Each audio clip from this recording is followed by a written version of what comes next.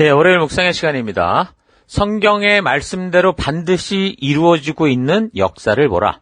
성경의 말씀대로 반드시 이루어지고 있는 역사를 보라. 자, 이런 제목으로 또 이번 주가 묵상 시작하겠습니다.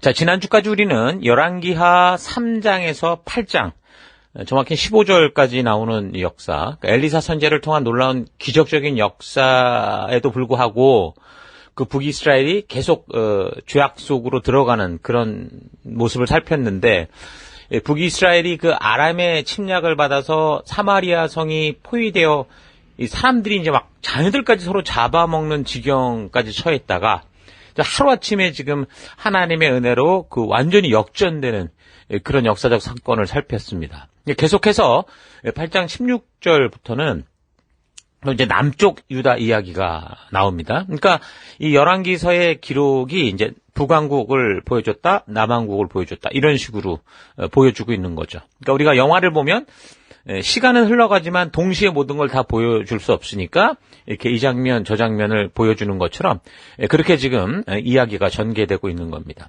그래서 남유다의 왕 이제 여호사밧이 그 아들 여호람을 그 아합의 딸, 그러니까 북왕국의 왕이었던 아합의 딸 아달랴와 이제 결혼을 시켰잖아요. 그래서 그 후에 이 남유다는 이제 어떻게 됐느냐? 그러니까 북이스라엘과 비슷해져 버린 거예요. 북이스라엘과 같이 바알 우상 숭배에 이제 빠지게 되는 거죠. 그래서 그런 죄악에 빠진 이 남유다인데도 하나님은 이 심판받아 마땅할 이 나라를 멸망시키지 않는 그 이유를 말씀을 해 주세요. 그게 뭐였냐면 8장 17절부터 보면 이렇게 말하죠. 그는 32살의 왕이 되어 8해 동안 예루살렘을 다스렸다. 그는 아합의 딸을 아내로 맞아들였기 때문에 아합 가문이 한 대로 이스라엘 왕들이 간 그런 길을 걸었다. 이와 같이 그는 주님 보시기에 악한 일을 하였다. 그러나 주께서는 자기의 종 다윗을 생각하셔서, 그러니까 지금 이게 어찌됐든 간에 다윗의 혈통이니까 다윗을 생각하셔서 유다를 멸망시키려고는 하지 않으셨다. 주께서는 이미 다윗과 그의 자손에게서 왕조의 등불이 영원히 꺼지지 않게 하시겠다고 약속하셨기 때문이다. 자, 이런 것 때문에 지금 사실은 하나님이 이 남유다 왕국도 북이스라엘을 계속 이제 지켜내셔 가는 거죠. 그러니까 하나님의 신실하심을 볼 수 있는 겁니다. 물론 하나님 앞에 바르게 서고자 하는 한 사람의 바른 믿음의 중요성도 우리가 분명히 또 이걸 통해 알 수 있겠죠. 다윗 그 한 사람의 믿음이 죽은 후에도 어떡하는 거예요? 죽은 후에도 그 후대를 살려내고 그 집안을 지켜가는 놀라운 그런 이 참된 믿음의 그 능력을 보여주는 거죠. 그래서 우리 또한 이런 구절을 통해서 하나님의 신실하심을 믿으며 그 하나님의 신실하신 은혜로 우리에게 축복을 약속해 주신 그 은혜를 누릴 수 있는, 나만이 아니라 내가 이 안에서 하나님과 온전한 길을 걸음으로 결국 그 믿음의 삶이 후대에게로 계속 이어지는 그런 우리의 삶을 살아나갔으면 좋겠습니다. 우리 주변에 교회를 다니셨던 분들은 보면 특히 이제 부모님들이 신앙이 있으실 때 늘 자녀를 위해서 그렇게 기도하셨던 그런 그 것들을 여러분 아실 겁니다. 그런 거죠. 그것처럼 그들의 기도로, 부모님의 기도로 그 후세대들이 믿음 안에서 어려움 속에서도 나아가는 것처럼 그런 믿음의 삶은 참 놀라운 그 축복을 남기는 걸 볼 수 있습니다. 예수님께서도 이 땅에 오셔서 죽으셨어요. 어쨌든 죽으셨는데 그의 죽음이 그렇게 끝난 게 아니라 온 세상을, 영원한 세대를 구원하는 영원한 생명의 길을 여심으로 말미암아 정말 모든 하나님의 백성들을, 그 주를 믿는 백성들을 하나님의 그 천국의 문으로 인도하는 그 길이 된 것처럼 우리가 죽어도 우리의 후대들이 하나님께로 바르게 나아갈 수 있고 어긋나도 돌아오게 할 수 있는 그 축복의 길을 여는 그 믿음의 길을 걷는 우리가 됐으면 좋겠습니다. 어쨌든 남쪽 유다도 그래서 그렇게 불순종의 삶을 살게 되니까 하나님이 이미 경고하셨고 말씀하신 대로 이제 이 어려운 일들이 생기죠. 그래서 처음에는 자기들이 이제 다스렸던 나라, 에돔 족속이 이제 유다로부터 독립을 해버리고, 그리고 블레셋 지역의 림나라는 지역도 유다의 통치권 안에 있었는데 거기도 이제 독립을 해 나가는 거죠. 자, 이런 일에 대한 것은 이미 지난주에 살핀 것처럼 레위기 26장이나 신명기 28장에 경고된 그 말씀 그대로 좀 이루어지고 있는 겁니다. 그러니까 불순종의 삶은 뭐라는 거예요? 하나님이 준비하신 안전하고 축복된 길을 벗어나게 한다. 그래서 자기들 마음대로 험하고 고통이 따르는 길을 그렇게 고집하는 거기 때문에 그러니까 불순종이잖아요, 그게. 그러니까 하나님이 벌을 줘서 어려운 일들이 생기는 게 아니고 그런 고집과 그런 욕심이 계속 그 고통의 길을 걷게 되는 그런 이 죽음의 길을 스스로 걸어가는 것과 같다. 그렇게 이제 얘기를 했습니다. 그래서 하나님은 우리에게 말씀의 길을 길이 축복된 생명의 길이다라는 걸 계속 알려주시는 거죠. 이미 언약으로부터 시작해서 계속 이렇게 600년 가까이 지금 이런 헛짓거리를 하고 살아도 계속해서 지금 이 하나님의 온전한 길, 축복의 길로 이끄시고자 하는데, 자, 그럼에도 불구하고 지금 여기 그 남유다의 여호람 왕은 이 남유다의 왕이면 다윗의 혈통이면서도 북왕국 이 바알의 나라와 결혼을 하고 그러고 나서 산당 짓고 백성들을 우상숭배로 이끄는 그런 짓을 하며 산 거죠. 그래서 이제 그 불순종의 삶으로 결국엔 또 블레셋과 아라비아가 이제 침략을 해옵니다. 그래가지고서 예루살렘을 정복하고 왕궁의 그 모든 것들을 다 뺏어버리고 아내와 자녀들까지 다 잡아가고, 그리고 이제 막내 아들이었던 아하시아 이 한 사람, 여호아하스라고도 하는데 이 사람만 이제 살아남게 되죠. 그래서 이런 그에게 이런 삶을 살았던 그 여호람에게 그래서 엘리야를 통해서 하나님께서는 심판을 전하는데 이제 창자에 심한 병에 걸려 죽게 된다라는 것이었어요. 그래서 이제 결국은 하나님이 경고하신 대로 유다 왕 이 여호람은 그렇게 큰 병에 걸려서 2년간 투병 생활을 하다가 죽게 되는데, 근데 이 여호람 왕의 죽음을 아무도 슬퍼하지 않았다고 그래요. 그래서 그 시체를 그 왕들의 무덤에 이 선왕들의 무덤에 같이 장사하지도 않았어요.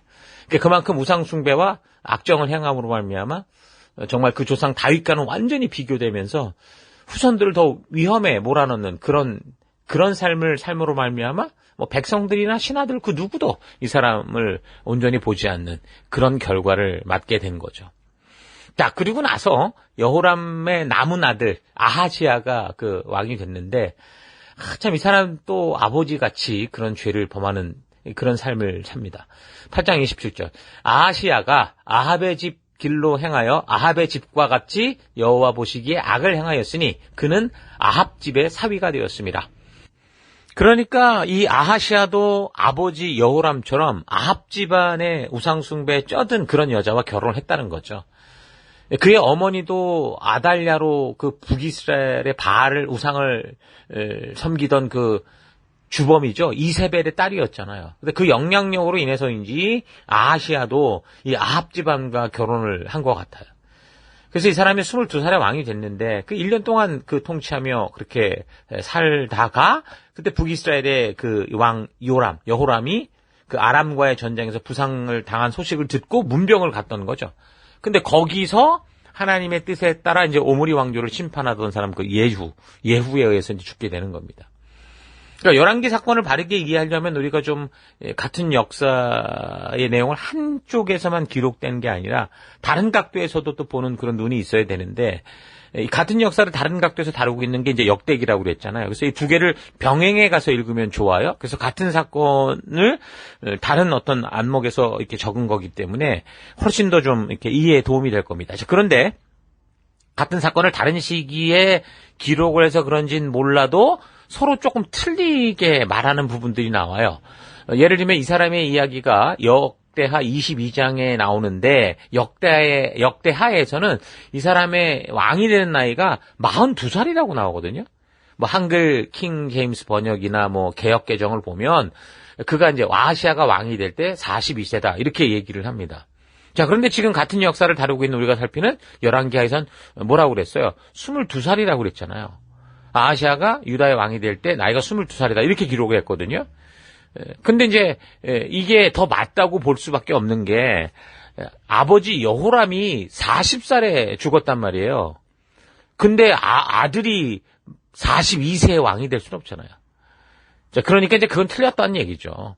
17절에 그는 32살의 왕이 되어 8일 동안 다셨다. 그러니까 그렇게 이제 여호람이 그렇게 살다가 죽었는데 뭐 그랬는데 아들이 42살이 돼서 왕이 됐다. 말이 안 되는 거고 22살이 맞다는 거겠죠. 그러면 역대기의 기록이 좀 뭔가 오류가 있다는 거예요. 그리고 또 역대하의 기록이 잘못된 것이 거기만이 아니라 22장 6절 같은 데를 봐도 뭐라고 그러냐면 뭐 개역 개정이냐 뭐 한글 킹제임스에서는 여호람의 아들을 아사랴다 이렇게 적어요. 여호람의 아들 아사랴가 아합의 아들 여호람을 만나려고 병문안 갔다 이렇게 적고 있는데 여호람의 아들 아사랴가 아니죠. 여호람의 아들은 누굽니까? 지금 살피는 거죠. 아하시아잖아요. 이 아사랴라는 사람은 우시야라고도 하는 나중에 그 남유다의 그 후대 왕으로 나온 사람인데 이게 잘못 적혀 있습니다. 자, 그러니까 뭐라는 얘기예요? 성경에는 이런 기록 오류들이 있다는 거죠.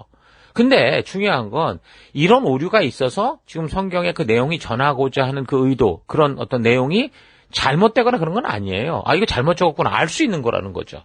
자, 근데 이게 문제가 뭐냐면 성경의 번역의 과정, 그러니까 성경이 기록되는 과정에서 이게 어떻게 적혔냐. 그러니까 성경에 하나님의 말씀이다. 우리 그렇게 믿고 있잖아요. 그래서 이게 하나님의 말씀이니까 오류가 없고 완벽하다라는 걸 증명을 하려고 이 단 한 글자도 단 한 문장도 틀림이 없고 아무 오류 없이 적혀진 하나님이 직접 주신 말씀이다라는 걸 주장하는 그 주의가 축자영감설이거든요. 그러니까 글 하나마다 성령께서 간섭하셔서 그 성령의 감동을 입은 사람을 직접 이렇게 움직이셨다라는 거죠.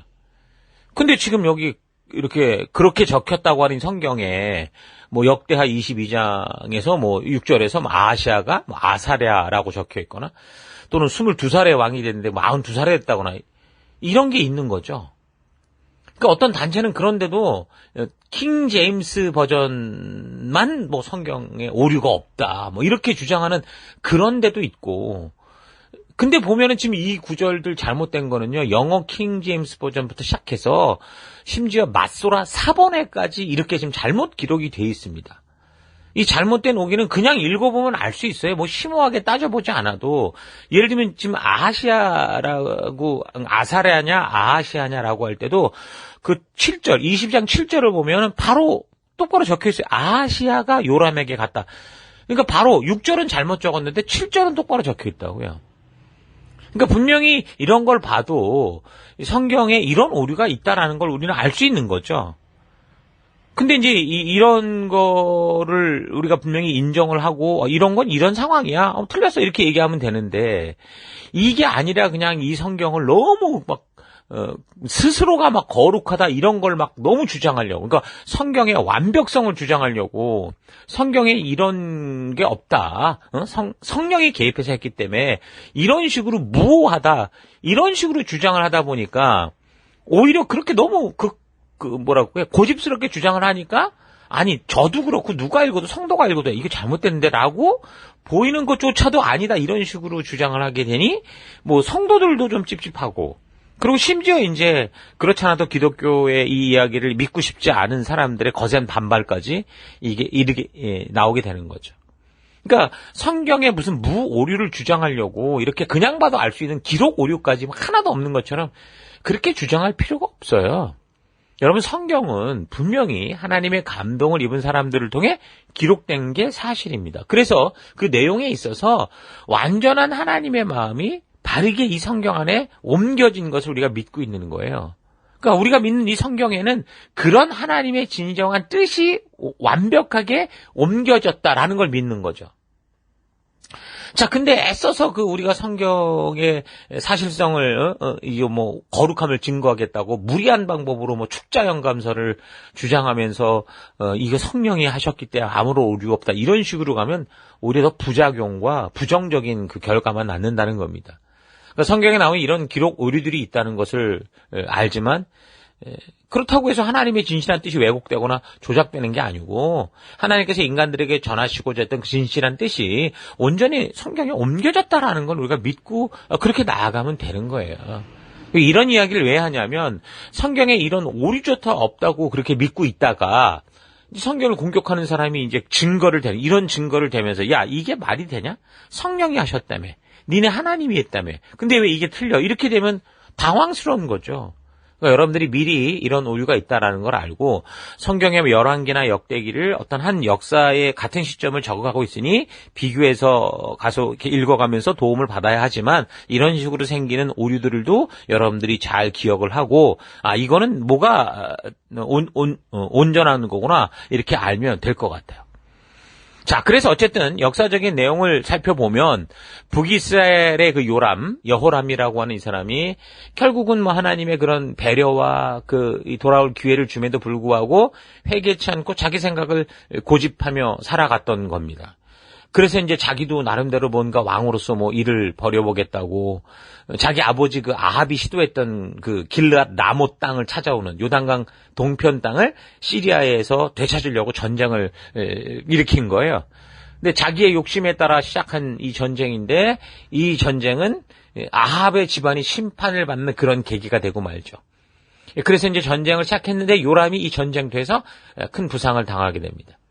그래서 이제 전쟁이 문제가 아니라 자기가 부상당한 걸 치료해야 되니까 그 부상당한 것을 치료하려고 이스라엘로 갑니다. 거기에 누가 있었냐면 자기 어머니 이세벨이 있었던 거죠. 바로 그 시기에 그런 일들이 벌어질 때 엘리사가 신학생 하나를 불러서 예후라는 사람을 찾아가라. 지금 뭐 여호람의 그 장군이었으니까 예후라는 사람을 찾아서 그냥 따로 불러서 기름 붓고 이렇게 전하고 불순종을 고집하는 이스라엘의 오므리 왕조를 심판하라고 그렇게 말하고 너는 빨리 와라 이렇게 얘기를 한 거예요. 그래서 이제 이 예후라는 사람이 그래서 이제 오므리 왕조의 죄악된 삶을 완전히 심판하는 그런 일들을 합니다. 이제 그런 시기에 그래서 이제 예후가 이제 하나씩 심판해가는 그런 시기에 그 남쪽 왕 이 아하시아가 북왕국의 그 요람이 부상당했다 이 얘기를 듣고 이제 문병을 갔던 참인데 그때 마침 예후가 이스라엘의 오므리 왕조를 처단하기 위해서 이스라엘로 가서 여호람을 죽였던 거죠. 그래서 그걸 보고 남쪽 왕 이 아하시아가 이제 도망을 가는데 결국 이 북쪽 이스라엘을 흉내내면서 그렇게 그냥 이 북왕국의 꼭두각시처럼 살던 이 아하시아도 무기또까지 도망을 가다가 이제 예후의 손에 잡혀서 죽게 되죠. 그래서 이제 남쪽 유다 그 아하시아 왕이 통치 1년 만에 죽게 된 거예요. 근데 이런 일들은요, 그냥 우연히 벌어진 일이 아니라는 걸 여러분 아셔야 됩니다. 하나님께서 이미 예언자들을 통해서 경고하셨던 그 일이 그대로 벌어진 거예요. 9장 25절부터 참고를 해보면 예후가 이제 요람을 이렇게 죽여서 이 시체를 이제 이 나봇의 그 밭 거기다 던져버리라 그랬거든요. 근데 그렇게 했던 일이 왜 그랬냐면 그 아버지 이 아합이 이세벨과 이 작당을 해가지고 이 나봇을 죽였던 그 집안을 다 죽였던 거를 그가 본 거죠. 근데 그때 이제 여호와의 선지자를 통해서 네가 이 토지에서 내가 너의 이런 짓에 대한 원수를 갚겠다 이렇게 얘기를 하셨던 그 일이라고 얘기를 하는 거죠. 열왕기상 21장 20절에 보면은 그때 어떤 사건이냐면 아합이 엘리야에게 말하기를 오 원수여 내가 나를 찾았느냐 하니 그가 대답하기를 내가 당신을 찾았다. 이는 당신이 주의 목전에서 자신을 팔아 악을 행했습니다 하고서 보라 내가 너에게 재앙을 내려서 네 후대들을 다 쓸어버리고 담벼락에 오줌을 누는 자와 이스라엘의 갇힌 자와 남은 자를 아합에게서 끊어버려서 너의 집을 느밧의 아들 여로보암 집과 아이야의 아들 바앗의 집같이 그러니까 심판받았던 그 집하고 똑같이 만들어버리겠다. 이는 네가 나를 경록해 하여 이스라엘로 범죄케 합니다. 분명히 열왕기상 우리 살필 때 그 아합이 이세벨과 함께 나봇의 포도원을 빼앗았을 그때 이렇게 하나님이 예언하셨었거든요. 그러니까 결국 뭐예요? 이게 그냥 그랬구나가 아니라 하나님 말씀하신 그대로 지금 이루어지고 있다라는 거죠. 그러니까 우리가 성경을 통해 이런 역사를 전체적으로 바르게 보지 못하면 한 치 앞을 모르고 현실만 보며 오늘을 사는 우리 같은 경우는 절대 의의 길을 걷지 못하죠. 공의가 온전하게 이루어지지 않은 곳에서 온전한 삶을 살 수는 없는 거예요. 특히 성도들이 믿음의 길을 걸어가면서 미래에 어떤 일이 벌어질지 모르는데 누가 오늘을 손해보면서 하나님과 약속의 길을 걷겠습니까? 다 저리 가면은 나에게 수익이 있고 이익이 있는데 왜 손해보는 이 좁은 길을 가야 됩니까? 그러니까 우리가 확실하게 성경을 통해서 우리의 믿음, 이 성경과 역사를 통해서 하나님이 이렇게 일하신 것에 대한 확고한 믿음을 가질 수 있어야 그래야 우리가 지금 보이는 손해도 기꺼이 우리가 참고 이겨갈 수 있다라는 거죠. 그러니까 우리 성도들의 현실이 어둡고 컴컴해도 믿음의 길을 걸을 수 있는 그 힘은, 그 순교까지 가능한 거는 뭐예요? 바로 이런 믿음이요. 성경에 기록된 역사를 통해 하나님이 일하신 확실한 살아있음을 우리가 만날 때, 하나님이 말씀하신 것은 반드시 이루어진다는 것을 확고히 믿을 때 우리가 그 길을 걸어갈 수 있는 거죠. 이게 바로 성경의 역사관이라는 거 아니겠습니까? 역사를 보니까 하나님이 계시하시고 예언하신 것들이 하나님 말씀 그대로 반드시 이루어진다라는 이 사실을 아는 거. 그게 역사관이라는 거예요. 그런 증거들이 지금 우리가 살피고 있는 이런 역사 속에 그대로 드러나고 지금 이 성경의 역사를 통해 우리에게 계속 외치고 있는 거죠. 여러분, 세상의 역사를 보면 정말 불의한 것이 승리하고 불법이 잘 되는 것 같고 심지어 막 역사도 막 조작하고 그러잖아요. 그런데 그런다 할지라도 성경이 보여주는 분명한 역사는 뭡니까? 어떻게 보면 하나님 입장에서는 창피할 정도의 이야기인데도 이걸 숨기지도 않고 다 드러내 보이면서 하시고자 하신 말씀. 그러니까 하나님이 세운 나라가 지금 이 모양 이 꼴인데도 숨기지 않고 이걸 드러내면서 지금 하나님이 말씀하시고자 하는 게 뭐예요? 하나님의 그 뜻이 반드시 이루어진다라는 거예요. 하나님의 약속과 명령대로 순종하는 삶에 온전한 승리의 길이 있다. 영원한 생명의 길이 있다라는 걸 분명하게 보여주고 있는 거죠. 자, 그래서 성경의 역사를 바르게 알 때 오늘 이 시대를 살아가면서 우리는 기꺼이 거짓된 1등, 거짓 형통의 쉬운 길을 버리고 참된 길, 의의 길, 그래서 좁은 문을 향해 그렇게 걸어갈 수 있는 용기가 생기는 거죠. 우리가 걸어가야 되는 이 길이 의의 길이라면, 하나님 말씀하신 분명한 인도하시는 길이라면 비록 당장 손해를 보고 심지어 어쩌면 그 순종으로 사자굴에 떨어지고 풀문불에 떨어지고 지하 깊은 감옥에 갇힐 수 있겠죠. 그런다 하더라도 어떻게 하는 거야? 믿음의 길을 걸어갈 수 있는 거예요. 누구처럼? 다니엘처럼, 다니엘의 친구들처럼, 다윗처럼, 또 요셉처럼 그런 길을 걸어갈 수 있는 거죠. 그러니까 이런 믿음의 삶은 결국 기도하고 예언받고 이런 일로 되는 게 아니고요. 하나님의 이 말씀이 이 성경의 역사를 통해 반드시 이루어지고 있다라는 것을 이 성경과 역사를 통해 온전히 보고 믿고, 그래서 이 믿음이 나의 삶의 믿음의 가치관으로 잡혀져야 가능한 거예요.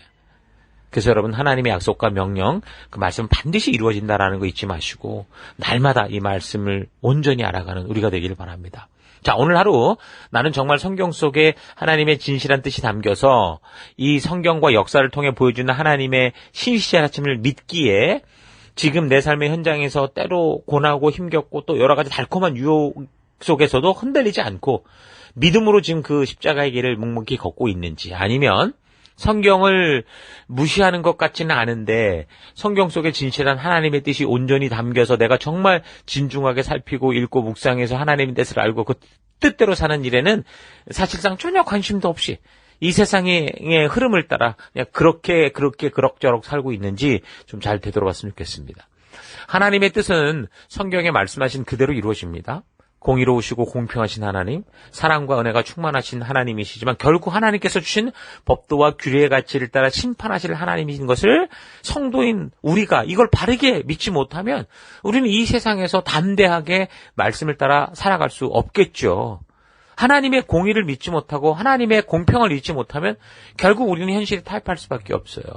우리의 믿음은 살아계신 하나님에 대한 것이고, 그 하나님께서 그의 백성들을 위해 하나님의 뜻이 온전히 담긴 성경에 대한 것이고, 담아주신, 그래서 그 성경과 역사를 통해 보여주는 사실들을 통해서 오늘 이 시대 어떤 상황 환경 속에서도 하나님의 말씀의 가치를 따라 살아낼 수 있는 것, 그렇게 살아가는 것, 그게 우리의 믿음인 거예요. 자, 그러므로 다윗이 사울과 그 온 나라의 군대가 추격해 오는 그런 가운데서도 고백했던 그 고백, 비록 죽음의 골짜기를 내가 다녀도 주께서 나와 함께 하시고 주의 지팡이와 막대기가 나를 함께 하신다라고 했던, 그래서 내가 두려움이 없다라고 했던 그 결단과 함께 그런 것처럼 여러분 각자 보내받은 삶의 현장 곳곳에서 눈에 보이는 일들이 어떻게 전개되고 어떤 식으로 변화돼 가든지 하나님의 공의와 사랑을 믿음으로 담대히 주의 말씀의 가치를 따라 그대로 살아내는 여러분과 제가 되기를 축원합니다. 자, 오늘 하루도 힘내십시오. 잠시 기도하겠습니다. 하나님은 진심을 말씀해 주시는데 그 하나님의 진심이 담긴 성경을 대충 보고 소홀히 대하며 믿는다고는 하지만 그 말씀 안에 하나님의 어떤 뜻이 담겨 있고 어떤 하나님을 계시해 주는지도 모른 채 그저 종교적인 삶을 살아왔던 것을 회개합니다. 이 세상에 현재 잘 나가 보이는 것 같은 현상들에 쉽게 유혹되지 않고 담대하고 굳건히 오직 우리 주의 말씀하심을 따라 우리 예수님이 먼저 가신 그 길을 기꺼이 걸어갈 수 있는 내가 되기 원합니다. 우리가 사는 세상은 늘 폭풍이 삼킬 것처럼 두려운 곳일 것이지만 다윗처럼 사망의 엄침한 골짜기라고 하더라도 우리 주 하나님이 늘 함께 하심을 믿음으로 나와 동행하시는 그 하나님과 함께하며 참된 믿음의 길을 걷는 내가 되길 원합니다. 그 길로 인도해 주시고 동행해 주시고 함께 하심을 감사드리고 예수님 이름으로 기도했습니다. 아멘.